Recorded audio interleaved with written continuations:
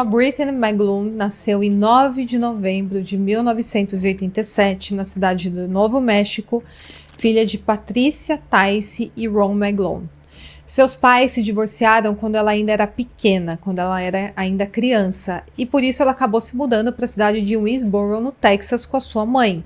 Uma cidadezinha bem pequena de cerca de 3.400 habitantes, onde todos se conheciam. Ela foi criada em um ambiente familiar muito bom e com seu irmão mais velho, Ryan, e também com os novos casamentos dos seus pais. E com isso, com esses novos casamentos, ela também ganhou vários outros irmãos.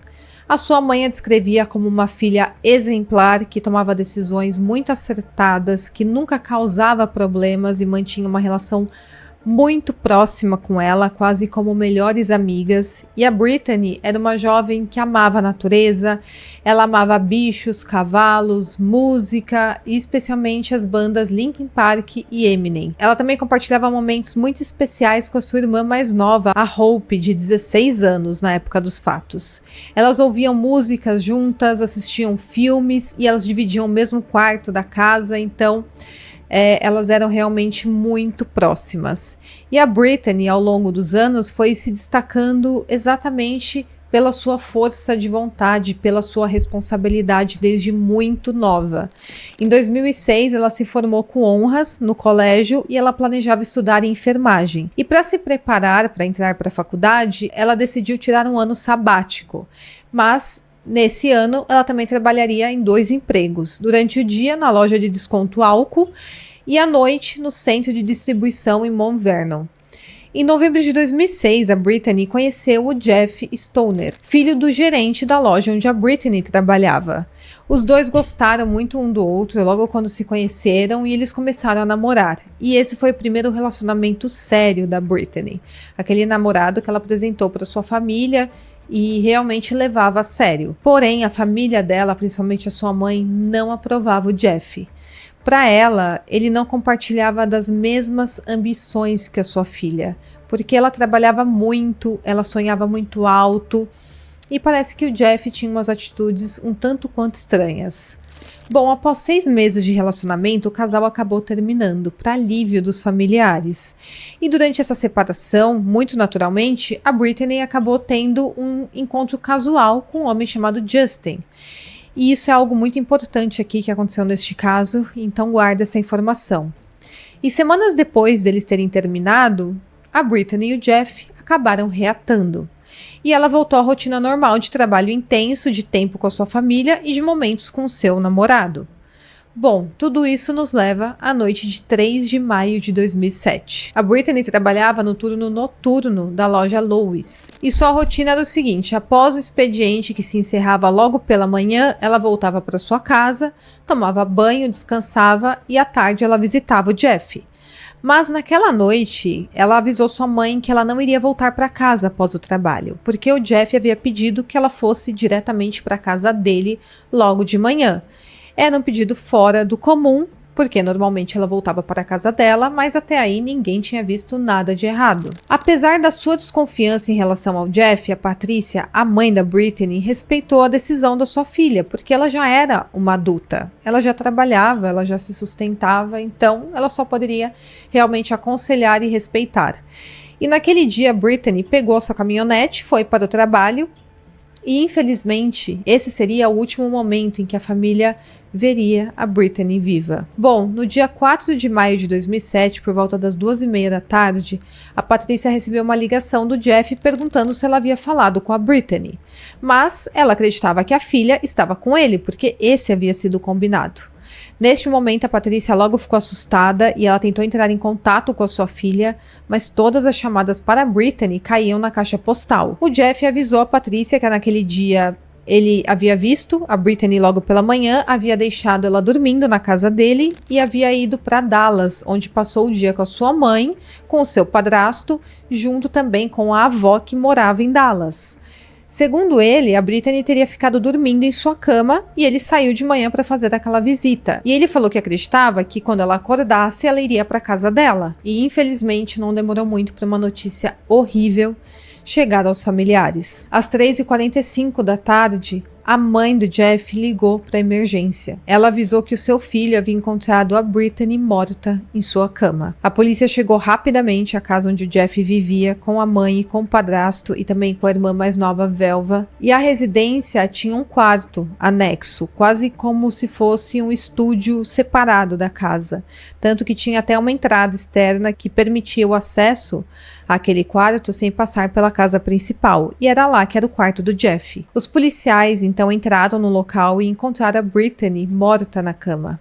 Ela estava nua, deitada de bruços e coberta de sangue. E era muito claro que ali era a cena de um homicídio muito brutal. Ela foi morta com golpes na cabeça provocados por um objeto contundente. Mas estranhamente não havia sinais de arrombamento ou de roubo no local. E a calcinha da Brittany não foi encontrada, mas as suas outras roupas, como a calça jeans, a camisa, as meias e o sutiã, estavam ao lado da cama. O banheiro cheirava a sabão e um aroma bem específico e tinha água no ralo. Isso mostrava que alguém havia tomado banho recentemente ali. Segundo a autópsia, a Brittany morreu devido a traumatismo craniano causado por golpes de um objeto contundente, possivelmente um objeto em forma de T, mas infelizmente a arma do crime nunca foi encontrada. E surpreendentemente não havia evidências de agressão sexual nela, descartando essa motivação para o crime. Mas é muito estranho porque ela também estava sem a sua roupa íntima de baixo, mas ainda assim ela não foi vítima de agressão sexual. E diante daquele cenário, o crime parecia muito mais motivado por ódio, pelas quantidades de vezes que a sua cabeça foi acertada.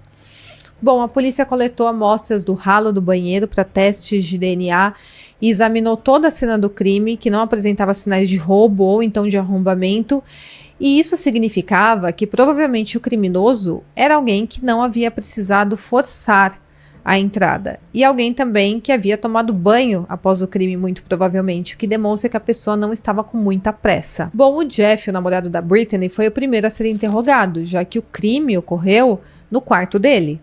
Ele contou que a Brittany chegou à sua casa por volta das 5 da manhã do dia 4 de maio, após o seu turno ali no seu trabalho, e o Jeff disse que adormeceu no sofá esperando por ela, e quando ela chegou, eles foram para a cama juntos.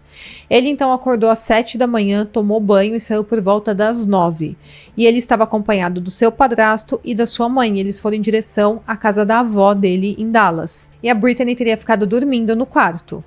O Jeff disse que ela usava uma camiseta e uma calcinha no momento em que ele saiu, mas quando ela foi encontrada sem vida às 3h30, conforme eu falei para vocês, ela estava completamente nua e sem a calcinha. A calcinha sequer foi encontrada dentro do quarto. Ele relatou ter entrado em pânico assim que a encontrou daquela forma. Ele tentou sacudi-la e gritou para que ela acordasse, mas infelizmente ela já estava sem vida. E o Jeff, ele também mencionou 2 visitantes naquela manhã. Primeiro seria o Jed Carr, o namorado da sua irmã mais nova, a Velva. Ele falou que o Chad apareceu naquele dia para pegar um cheque. E o Jeff teria avisado o Chad que a Brittany estava dormindo em seu quarto. Depois o Jeff alegou que ficou aguardando uma entrega de maconha de um homem chamado Cody, para quem ele deixou o dinheiro embaixo de um gnomo no jardim ali de entrada do seu quarto. Ao voltar, ele fala que o dinheiro havia sumido, mas a maconha não havia sido entregue. Ou seja, ele tinha combinado com esse rapaz que deixaria o dinheiro embaixo do gnomo, ele deveria deixar o pacote de maconha e levar o dinheiro.